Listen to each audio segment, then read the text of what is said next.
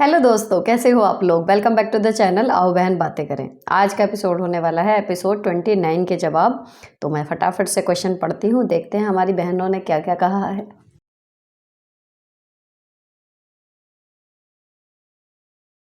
First question अभी 3 घंटे पहले का ही आया हुआ है। शायद पता चल जाता है कि 28 के बाद 29वां करने वाली हूँ, तो 29 पे कमेंट कर दिया। ये चीज़ आप भी फॉलो कर सकते हो अगर आपको अर्जेंटली जवाब चाहिए। तो जैसे आज मैं 29वें नंबर के एपिसोड के क्वेश्चन ले रही हूँ, तो नेक्स्ट वाले में 30 वाले पे लूँगी। अगर कोई बहुत ही अर्जेंट प्रॉब्लम है तो आप एपिसोड नंबर 30 पे जाके कॉमेंट कर सकते हैं। वो ऑटोमेटिकली मेरे फीड में इस तरीके से जब मैं पढ़ती हूँ तो आ जाएगा। ठीक, अब इनका क्वेश्चन क्या है कि ये अभी तो अलग रह रही हैं, लेकिन कुछ टाइम बाद इनके देवर देवरानी सास ससुर सब साथ में रहने ये जाने वाली हैं, या वो यहाँ आने वाले हैं। इस तरीके की सिचुएशन बनने वाली है और इनको डर ये है कि अभी वो अलग रहते हैं तभी मेरा जीना हराम किया हुआ है, तो अगर जब मैं साथ जाके रहूँगी तो क्या होगा, और इनको सता रहा है डर। अब ये क्वेश्चन मेरे पास तीसरी बार भी नहीं, शायद 5वीं बार आ रहा है, इसलिए मैंने पिछली बार इनको कमेंट्स में जवाब दे दिया था। ये अपने मैके जाती हैं, नॉट फॉर फाइनेंशियल सपोर्ट, सिर्फ इमोशनल सपोर्ट के लिए। इनके भाई को प्रॉब्लम है। फ़ोन पे मैंने बात करने की सलाह दी कि वो व्हाट्सएप भी चेक कर देता है। तो आप ऐसी क्या ही बात कर रही होंगी जो वो चेक करेगा तो कोई प्रॉब्लम हो जाएगी। अगेन मैं यही कहूँगी, अब वीडियो में कह देती हूँ कि आपका और आपके भाई का रिश्ता, आपका और आपके पेरेंट्स का रिश्ता दो अलग अलग हैं।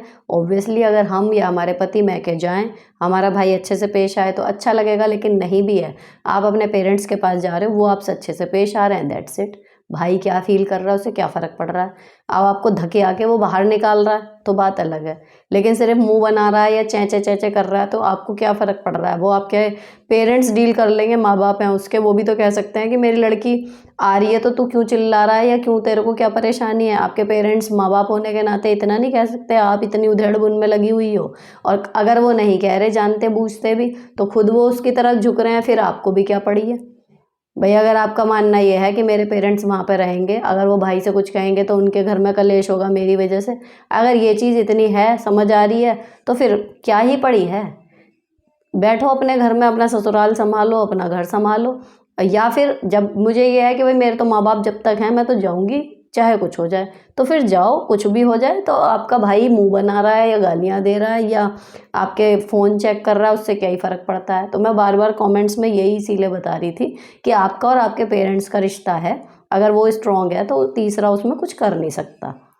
आपको फिर फ़र्क नहीं पड़ना चाहिए जब आप क्लियर हो कि मैं कुछ मांगने नहीं जा रही, कुछ करने नहीं जा रही। गलत इसका भी है, फिर भी बाबलों की तरह रिएक्ट कर रहा है तो करने दो।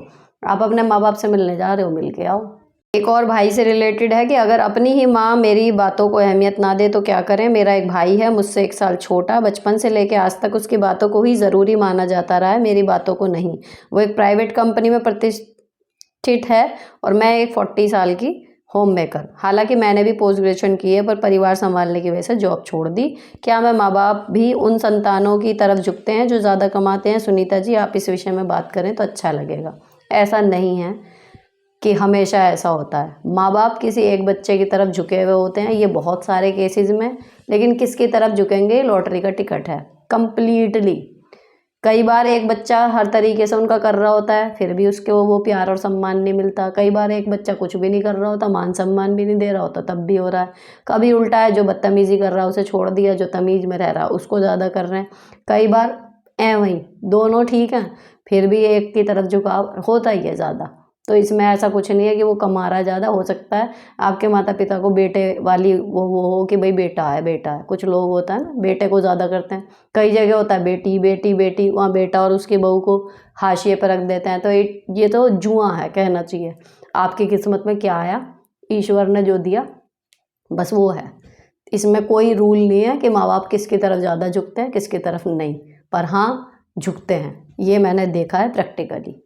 अब जब मैंने आंसर देने शुरू ही कर दिए हैं तो फिर मैं पहले वाले का भी अभी दे देती हूँ, उसके बाद एक क्वेश्चन एक आंसर ऐसे करते हैं। कुल मिला के इसमें 10 से ज़्यादा क्वेश्चन है। प्लीज़ एंड तक बने रहना, क्योंकि जिन्होंने 29 में किए होंगे उनको उनके जवाब मिल जाएंगे।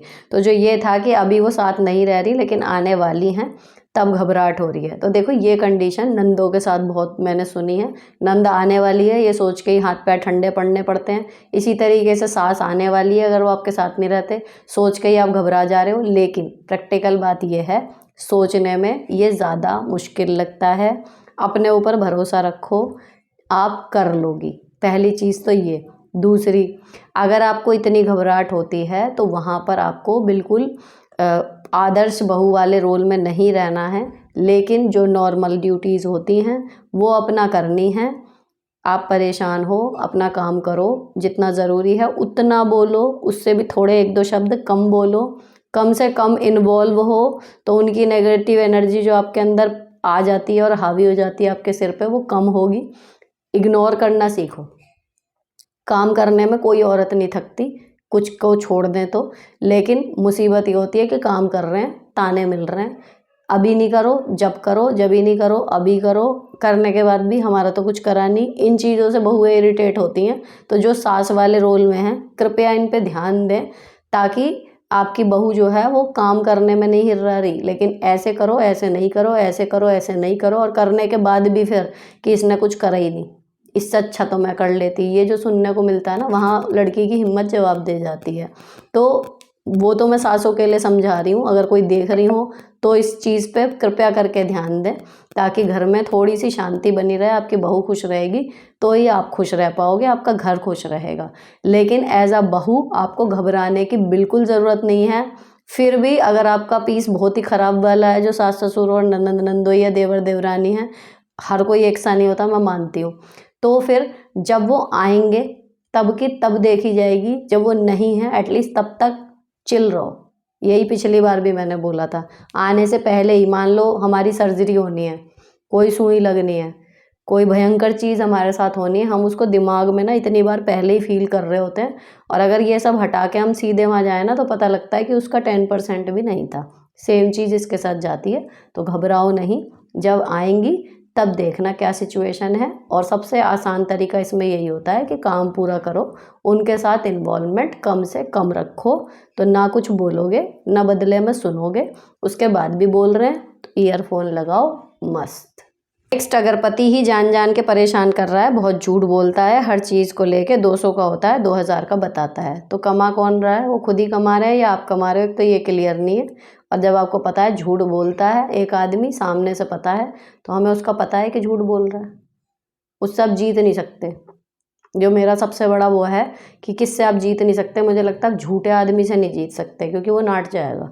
आप उससे लड़ नहीं सकते, आप उसे प्यार नहीं कर सकते, आप उसके साथ कोई रिश्ता नहीं निभा सकते, क्योंकि वो झूठ बोल जाएगा जब भी चीज़ें कन्फ्रंट करने की बात आएंगी। तो जिन चीज़ों पे वो झूठ बोल रहे हैं, आपको पता है झूठ बोल रहे हैं, तो अपना नुकसान मत होने दो उसमें। और ये है कि अगर आपकी कमाई वो झूठ बोल के उड़ा रहे हैं, मत दो उनके हाथ में, उन्हें उनके खर्चे के पैसे दो। अपना घर का खर्च खुद अपने हाथ से करो, ताकि जो चीज़ जितने की है उतने की आए। एक आया, मैंने आपको अपनी प्रॉब्लम कमेंट करके बताई थी, आपने मेरा कमेंट ही डिलीट कर दिया। मैं क्यों ही डिलीट करूँगी? हो सकता है उसमें कोई वर्ड ऐसे हों, यूट्यूब ऑटोमेटिकली कुछ वर्ड को ऑटो डिटेक्ट करके डिलीट कर देता है, मे बी वो हुआ हो। Next, with love Sunita ji, कुछ सर्कमस्टेंसेस के कारण मैं मायके में रहती हूँ लास्ट 11 ईयर्स से। 11 ईयर्स का बेटा भी है, ट्यूशन करती हूँ। मेरी प्रॉब्लम यह है कि मेरी भाभी खुद कुछ नहीं कहती, बट ऐसी सिचुएशन बना देती है कि गलती वो करे, ब्लेम मेरे ऊपर आए। वो हमेशा झूठ बोलती है, बट मेरा भाई उसी पर ट्रस्ट करता है। मेरा डिवोर्स हो गया, मेरी मजबूरी है यहाँ रहना, घर के सारे काम करती हूँ, फिर भी इंसल्ट होती रहती है। कैसे डील करूँ? Suggest me please. कम से कम वास्ता रखो अपनी भाभी से, काम सारा खुद करने की आपको कोई ज़रूरत नहीं है। आप डिवोर्स हो गई इसलिए कोई पाप नहीं हो गया। आपकी भाभी और आप बराबर बराबर काम बांट के करिए, एक परिवार है, सब रह रहे हैं, ये आप क्लियर कट कह दीजिए। दूसरी चीज़, आपका काम ख़त्म हो जाए, चुपचाप अपने कमरे में अपने बेटे के साथ टाइम स्पेंड करो। फैमिली मैटर्स में कम से कम बोलो। सबसे ख़ास बात, आप यहाँ रह रही हैं, आपका मैका है, लेकिन आप डिवोर्स होके आई हैं, मान के चलिए ये आपका परिवार नहीं है। जैसे ससुराल है ना, कितना भी कर लो आपका परिवार नहीं हो सकता। आपका परिवार वही होता है, आपके पति, आपके बच्चे, एट द एंड जाके वो ही परिवार होता है। ससुराल में भी सेम प्रॉब्लम है, काम करने के लिए बहू है, लेकिन डिसीजन लेने के लिए तुम आउटसाइडर हो। अब यहाँ पर भी आपकी स्थिति यही है, ये मान के चलो। कुछ घरों में होता है कि जो लड़की आके रह गई है उसके माँ बाप उसको इतना ज़्यादा कर देते हैं, वहाँ बहू को आउटसाइडर बना देते हैं। आपके यहाँ क्या हो रहा है कि बहू का राज चल रहा है, बहू ठीक ठाक रह रही है, यहाँ पर बेटी टॉर्चर हो रही है। आपके लिए बेस्ट एडवाइस यही है कि घर के मुद्दों में बिल्कुल भी ना पढ़ें, अपनी टांग ना अड़ाएं, बिना पूछे कोई राय ना दें, पूछने पे भी बड़ी लिमिटेड और तटस्थ राय दें कि ठीक है ये है, बाकी आप जैसे चाहो वो करो। और ये सिर्फ कहने का ना हो, रियलिटी में हो। ठीक, ट्यूशन आप पढ़ा ही रहे हो, पैसे अपने अपने बेटे का और उसका अपना खर्चा कर रहे हो, घर का काम डिस्ट्रीब्यूट करके करो, भाभी से कम मतलब रखो। जब आप पॉलिटिक्स में पढ़ोगी नहीं तो झूठ और सच होने की बात होगी नहीं। काम में झूठ हो रहा है तो आपके अपने अपने काम बटे हुए हैं, आपके काम के बीच में वो ना आए, उनके काम के बीच में आप ना हो। जितना आप दीवारें बना लोगे, बाउंड्री क्रिएट कर लोगे अपने और भाभी के बीच में, उतने क्लैशेस कम होंगे। क्योंकि झूठ बोल के भी हमारा नुकसान आदमी तभी तक कर सकता है जब तक हम उससे जुड़े हुए हैं, हमारी कोई बातें उसके साथ जुड़ी हुई हैं। लेकिन जब हम बिल्कुल अलग हो गए, कट ऑफ हो गए, तो वो क्या ही झूठ बोल लेगा और क्या ही करेगा। फिर आपके भाई को भी नज़र आएगा कि यार मेरी बहन बिल्कुल अपने काम से काम रखती है, ना किसी के फालतू फटे में टांग अड़ा रही, ना कुछ कर रही, मेहनत करके अपना बच्चा पाल रही है, तो क्यों उसके पीछे पड़ी है। आएगा एक दिन ऐसा भी, लेकिन लिटरली आपको ये चीज़ करनी पड़ेगी कि अपने काम से काम रखो, किसी के फटे में मत पड़ो। पति ताने मारे तो क्या करें, अपनी सुनने की क्षमता को बढ़ाइए और दिमाग पे एक लेयर चढ़ाइए जिससे वो दिमाग तक ना जाए, बस कानों से टकरा के वापस लौट जाए। क्योंकि ताने हैं, यानी कि ओरिजिनलिटी नहीं है, सिर्फ बातों को आपको दुख पहुंचाने के लिए बोला जा रहा है। आपको दुख पहुंचा, सामने वाले का काम हो गया, आपको दुख नहीं पहुंचा, वो बात बिल्कुल वेस्ट हो गई। ठीक है ना। तो ताने मार रहे हैं, मारने दो। मैं मानती हूँ कि जिससे हम प्यार करते हैं उसकी आधी बात भी लग जाती है, नहीं झेला जाता। लेकिन जब एक आदमी सामने से, उसको पता है कि उसकी बातें आपको हर्ट कर सकती हैं, फिर भी वो बातें कर रहा है, आपको हर्ट कर रहा है, तो फिर अब अपनी सुरक्षा की जिम्मेदारी आपकी है कि उन बातों का आपको असर नहीं होने देना है। एकदम नहीं होगा, धीरे धीरे प्रैक्टिस होगी। नहीं तो जब आपको पता है कि किस सिचुएशन में वो शुरू करते हैं, आप भी ईयरबड लगा लो भाई, बोलते रहो। ठीक है ना। और ताने क्या होते हैं, देखो हमारी कोई गलती हुई होती है, हम में कोई कमी होती है, उसको आदमी जब हम लो होते हैं उस टाइम मारता है। एग्जैक्ट अगर डिफाइन करूँ, ताने। ठीक है ना। तो एक्चुअली हमारे कुछ गड़बड़ हुई होती है, चाहे हमसे या हमारे वजह से, उसको ही आदमी सुनाता है, वो हमें बुरी लगती है और वो ताने। लेकिन अगर आपने वो अपनी गलती एक्सेप्ट कर ली कि मेरे से पास्ट में ये चीज़ हुई थी या मेरे अंदर ये कमी है, अब सामने वाला कह रहा है, लेकिन आप उस कमी को सुधारने के लिए काम कर रहे हो, अगर वो सुधारने लायक है तो धीरे धीरे वो ताने आपको और अच्छा बनाएंगे, बुरा नहीं बनाएंगे। तो इसका भी सब कुछ निगेटिव नहीं है, तानों का भी कुछ कुछ पॉजिटिव है। ज़रूरी नहीं है कि वो जो बोल रहा है वो बिल्कुल ही सिर पैर ना हो उस बात का, हो सकता है ना। तो इस तरीके से सोचो, जो उनके ताने हैं ना, उनको पॉजिटिव जो कर सकते हो अपने अंदर चेंज, वो करते रहो। बाकी कैसे बताऊँ, जैसे मान लो अगर मुझे कोई कहे तुम मेज़ हो, तो मैं बन जाऊंगी क्या मेज़? समझ रहे हो। तो किसी ने कहा तेरे से तो ये काम भी नहीं होता, अब भाई मुझे पता है मैं ये काम जितना बेस्ट कर सकती हूँ मैं कर रही हूँ, तो ठीक है। उसको लग रहा है नहीं हो रहा, मैं जितना कर रही हूँ मेरे हिसाब से हो रहा है। तो उनका कहना, उनका सोच है, उस पर रिएक्ट आपको कैसे करना है वो आपकी सोच है। तो रिएक्ट करना, अपने ऊपर असर डालना, धीरे धीरे उसका कम कर दो और कर लोगे। जब धीरे धीरे कोशिश करोगे तो असर नहीं पड़ेगा, फिर वो बोलेंगे, एक साइड से निकल जाएगा। बच्चे नहीं होते, उन्हें जब शुरू में डांटो जरा सी बात पे मैं रोने लगते हैं, लेकिन थोड़े बड़े हो जाते हैं फिर वो घेड़ हो जाते हैं। मम्मी बार, अब मेरे को कितनी बार बोलना पड़ता है बैग लगा लो बैग लगा लो, यहाँ से जाती है आवाज़ उधर से निकल जाती है। तो ये एक हैबिट ही तो डेवलप हुई है कि अब असर नहीं हो रहा, पहले एक ही बात पे सुनते ही भागना। तो वही आपको भी डेवलप कर लेनी है कि वो तो सुधरेंगे नहीं, आपके कहने से जितना कहोगे उतना ज़्यादा बोलेंगे। तो आपको उन तानों को सुन लेना है, लेकिन उनको अपने दिमाग पे असर नहीं करने देना, इसकी तरफ काम करो। और अगर उनके तानों में 0.1% भी सच्चाई है तो उस कमी को दूर करने पे भी काम करो। सारा घर दुश्मन है और मैं हस्बैंड उन सबके बॉस हूँ, मेरे होगा। हस्बैंड का कोई प्रेम नहीं, शादी के 12 साल हो गए, अब सुधर जाएंगे लोग, अब सब ठीक हो जाएगा, ये सोचते सोचते 12 साल बीत गए। अब जी करता है कि छोड़कर कहीं चली जाऊं, पर कहाँ, 2 छोटे बच्चे हैं, बच्चों का फ्यूचर है, जा भी नहीं सकते। तसल्ली से सोचो, ध्यान से, और ये डिसीज़न आप खुद लो कि एक्चुअल में आप यहाँ पर रह के सर्वाइव कर सकते हो या एक्चुअल में जीना मुश्किल हो गया है। अगर सच में ऐसी स्थिति है कि अब कोई उम्मीद की किरण बची ही नहीं है, ये आपको पता होगा क्योंकि आप वो ज़िंदगी जी रहे हो, है ना। तो 12 साल हो गए या 15 साल हो गए, इसका कोई वो नहीं है। आप शुरू दिन से कोशिश कर रहे हो, ऐसा नहीं है कि 12 साल हो गए तो आप उस शादी से निकल नहीं सकते। रही बात कि 2 बच्चे हैं, उनका फ्यूचर, तो जब आप कानूनन निकलेंगे तो फ्यूचर तो उनके हलक से कानून निकाल लेगा, पहली चीज़। लेकिन अगर थोड़ी भी गुंजाइश है, आपको लगता है कि इन लॉज की वजह से, फैमिली की वजह से है, पति ठीक है, लेकिन आपके कमेंट में लिखा हुआ है कि भाई सब लोग जो हैं उनका बॉस है पति, तो जब जिससे हमारा रिश्ता है उसी के साथ तालमेल बिल्कुल बैठ ही नहीं रहा और 12 साल हो गए आपको कोशिश करते करते और नहीं हो रहा, तो फिर आपको सोचना चाहिए कि भाई नहीं हो रहा तो अब क्या करूं। और ऐसे डिसीजन जब आदमी लेने चलता है तो ऑब्वियसली मुश्किल लगते हैं। मिडिल क्लास आदमी या इंडिया में अभी इतना ये नॉर्मल ज़िंदगी में आम नहीं है कि ज़रा सी बात हुई और डिवोर्स ले लिया। बड़ी बात पे भी डिवोर्स लेना बहुत मुश्किल हो जाता है, लेकिन जीवन ही ख़त्म हो जाए इससे अच्छा रिश्ता ख़त्म हो जाए, ठीक। और रही बात ये कि जी कैसे होएगा कैसे होएगा, तो जब किसी के पति नहीं होते, मर भी जाते हैं या किसी की पत्नी मर जाते, हो तो सब जाता है। मैंने पिछली बार भी ये कहानी सुनाई थी कि हमें लगता है कि ये ना हुआ तो इसके बिना दुनिया नहीं चलेगी हमारी, लेकिन दुनिया किसी के भी बिना चल जाती है। दुनिया कभी नहीं रुकती, समय किसी के लिए नहीं रुकता, तो हो तो सब जाएगा ही जैसे भी होगा। और हो सकता है भाई वही किस्मत है। हम तो सोच रहे हैं हमारे बच्चे ऐसे पल जाएं वैसे पल जाएं। अब यहाँ पे आपको ठंडे दिमाग से खुद डिसीजन लेना है। शादी में क्या बचा है क्या नहीं बचा, आप उसको झेल सकती हो बच्चों की खातिर, नहीं झेल सकती हो। आपकी प्रायोरिटी अपना मेंटल पीस और बाकी की बची हुई ज़िंदगी है, या जो इस घर में रह के आपके बच्चों को फ्यूचर मिल जाएगा वो है।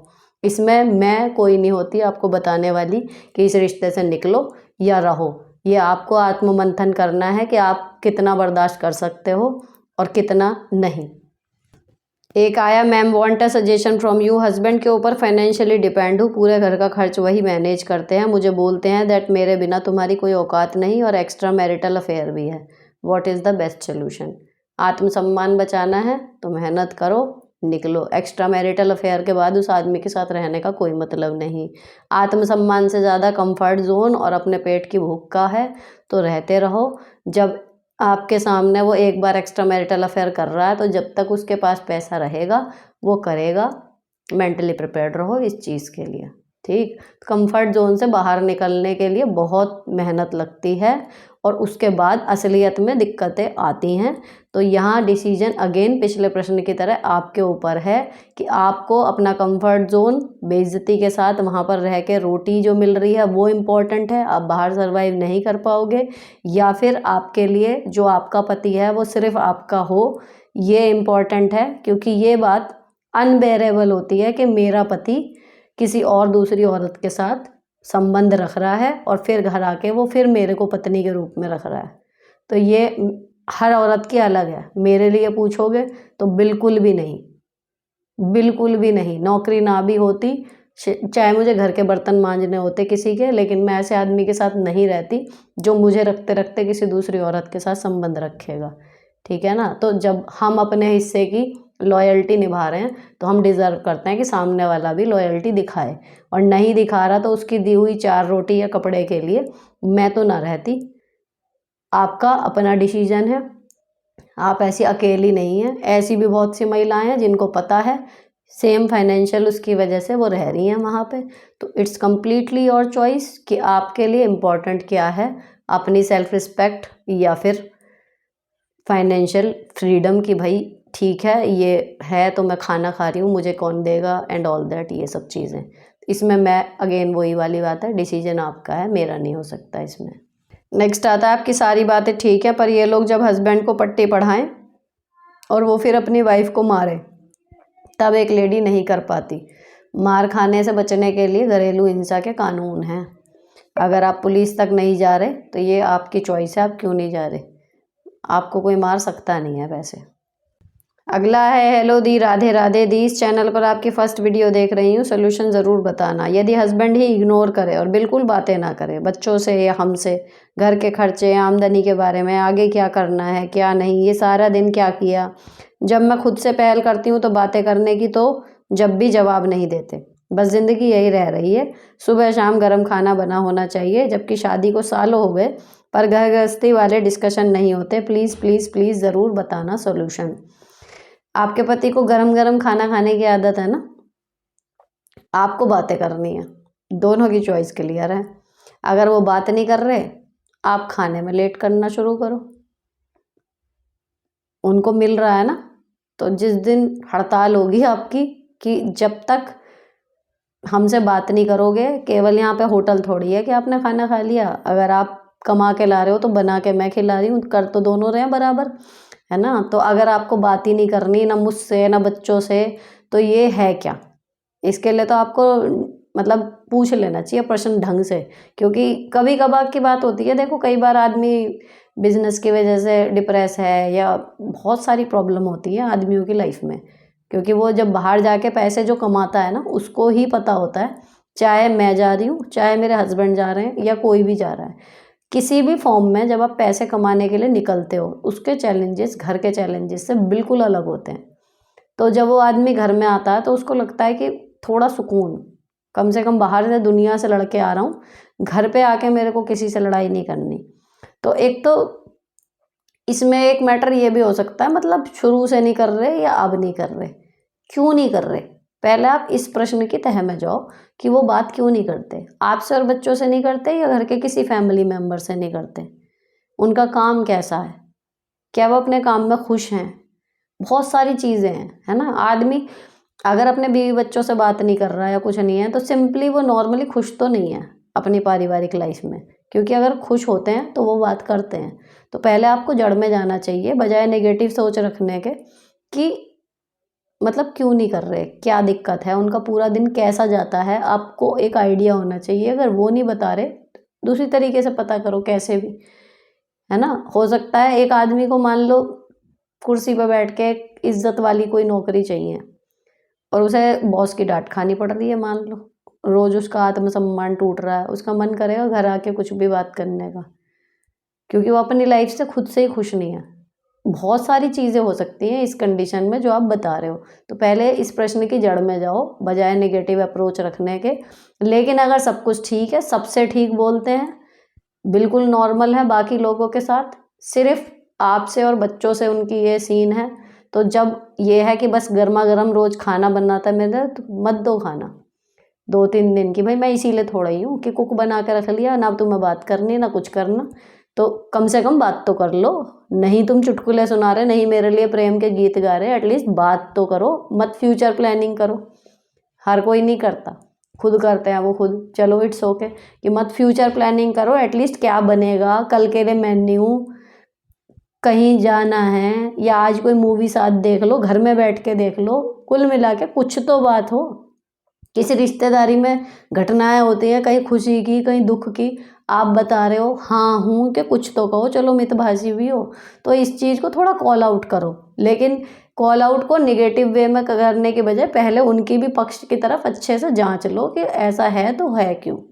मैम मैं हर एक छोटी छोटी बातों पर डर जाती हूँ, हमेशा ऐसा विचार आता है मेरे साथ कहीं कुछ बुरा तो ना हो जाए, हमेशा छोटी से छोटी बातों पर दुखी हो जाती हूँ, मुझे ऐसा क्यों बोल दिया, मैं बातें मन पे ले लेती हूँ। आपने अपनी सारी कमज़ोरियाँ खुद ही बता दी, तो आज से मन पे लेना बंद। कोई कुछ भी कहे, कुछ भी, उसको दोबारा रिपीट नहीं करना। हमारे साथ ये होता है कि वो जो बोल गया हमें कह दिया, अरे तू तो ऐसी है, उसने एक बार बोला, हमने 20 बार बोल लिया दिमाग में, तू तो ऐसी है, तू तो ऐसी है, तू तो ऐसी है, या हाँ तेरा तो ये देखा, हाँ तेरा तो ये देखा, तेरा हम ये चल रहा होता दिमाग में। ये ही राड़ की जड़ है, इसको छोड़ दो तो छोटी छोटी बातें आप पे रिएक्ट करना बंद कर देंगी। दूसरा, मेरे साथ कहीं कुछ बुरा ना हो जाए, तो देखो तुम्हारे सोचने से अगर बुरा होना होगा वो टल नहीं जाएगा, ना तुम्हारे सोचने से अगर नहीं होना होगा तो वो हो जाएगा। लेकिन एक जो लॉ ऑफ अट्रैक्शन वाला होता है ना, वाइब्स, जो आप बार बार सोचते हो वो ज़रूर हो जाता है, ये मैंने फील किया है। तो उसमें निगेटिव सोचना बंद करो। जब ये ख्याल आए कि कहीं मेरे साथ कुछ बुरा ना हो जाए, उसके साथ एक ख्याल और ऐड कर दो कि ठीक है अगर होगा तो कुछ ना कुछ भगवान रास्ता दिखा देंगे।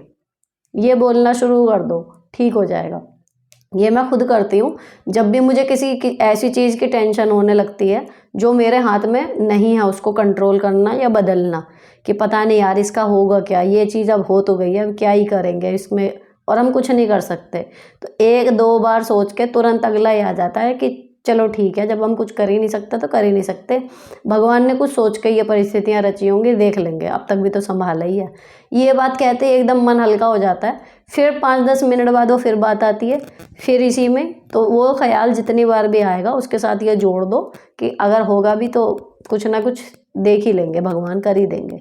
तो धीरे धीरे ये चीज़ आपकी ख़त्म हो जाएगी, क्योंकि आपने अपनी सारी प्रॉब्लम और सारी उपलब्धि उस परमपिता को समर्पित कर दी। ये चीज़ डर को भगाने में 100% काम करती है।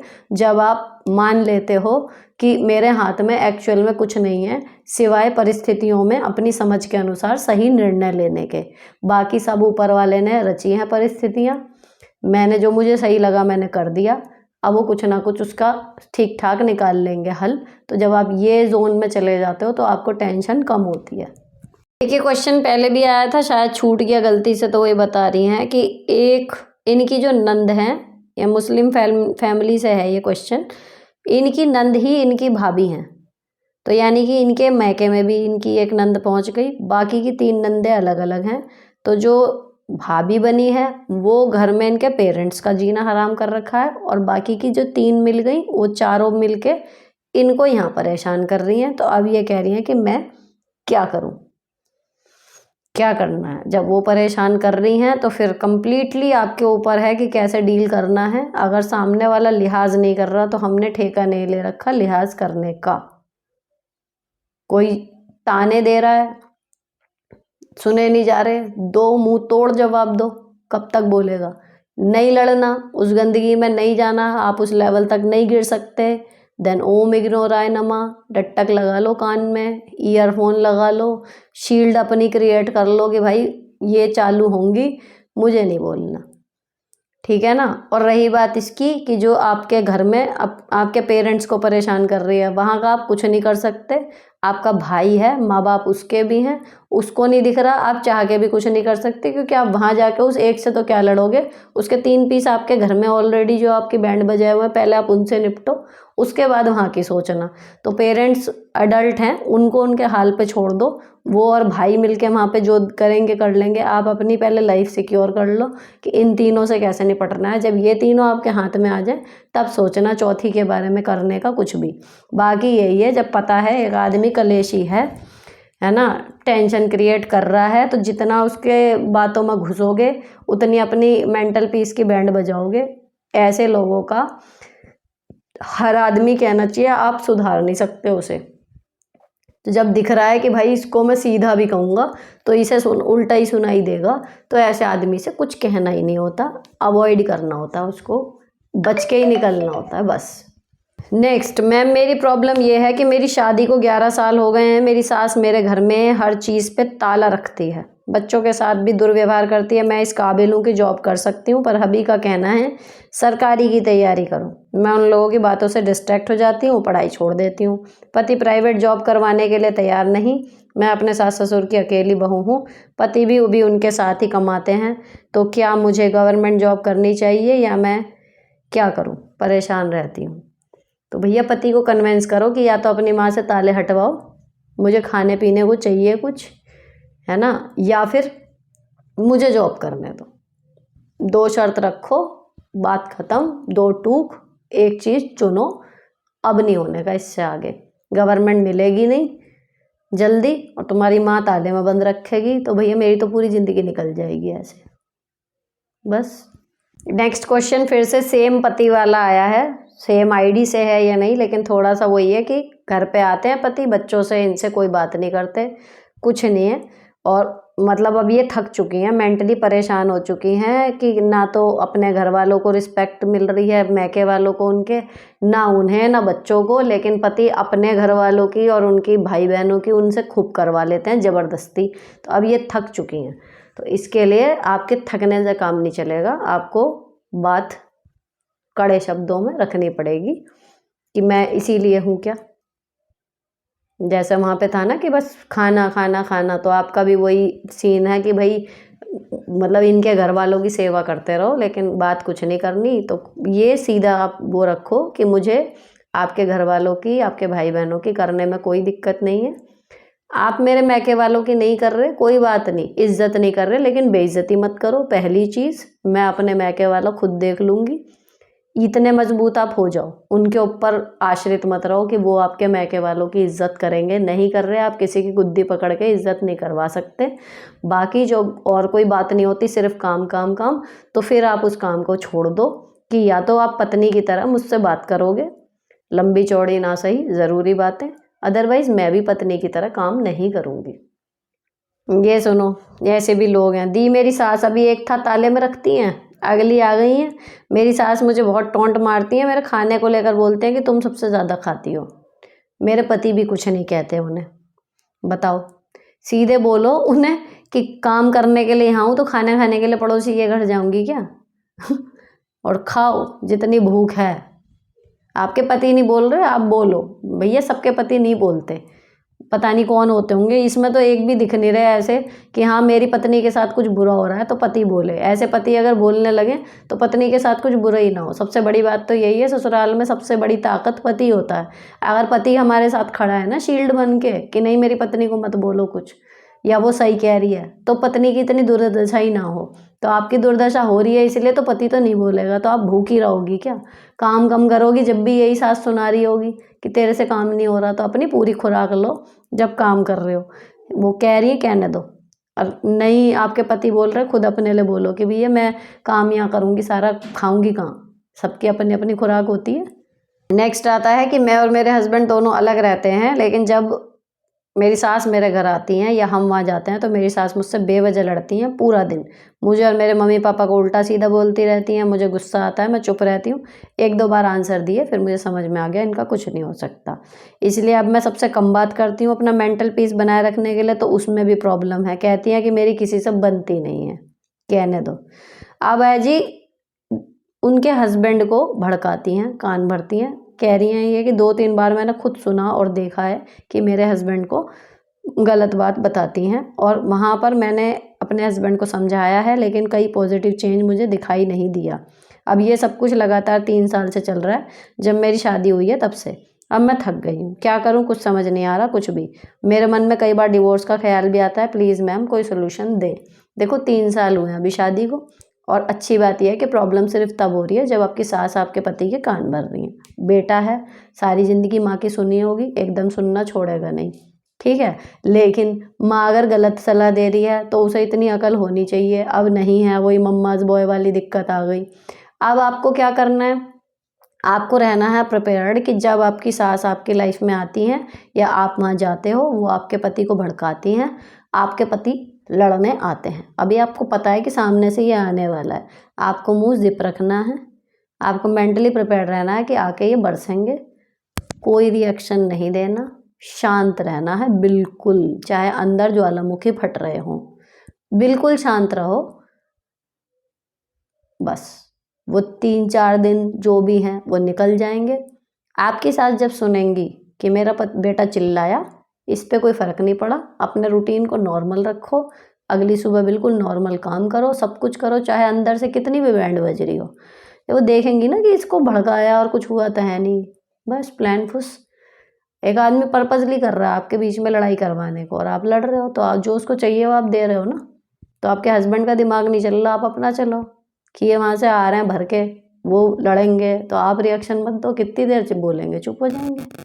ये वाली बात है। हो सकता है वो आपको कुछ बहुत बुरा बुरा बोल दें, तो उस चीज़ को बिल्कुल ऐसे करना कि सुन तो लो लेकिन दिल पे मत लेना, बिल्कुल भी रिएक्शन नहीं देना। कुल मिला के ये है आपका टास्क, और फिर ये दिन जो है शांति से निकल जाएंगे, देन आप अपनी हैप्पी लाइफ में वापस लौट जाओगे।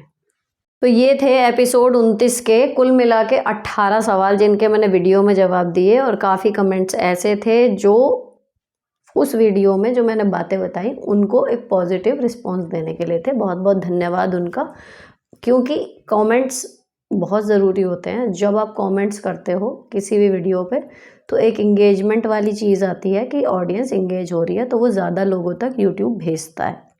तो मैं आपसे रिक्वेस्ट करूँगी, अगर आपका कोई क्वेश्चन हो तो उसे टाइप करें, लेकिन अगर आप मेरी कही हुई बातों से सहमत हैं तो उसके लिए भी एक पॉजिटिव नोट आप लिख के डालो, ताकि ये कंटेंट मैं जिस लिए बना रही हूँ कि ज़्यादा से ज़्यादा महिलाएं जो घर में इन समस्याओं से जूझ रही हैं उनको एक इमोशनल संबल मिले, एक क्लैरिटी मिले कि ये जो प्रॉब्लम है वो अकेली नहीं है जो डील कर रही हैं, बहुत सारी औरतें इसके साथ डील कर रही हैं।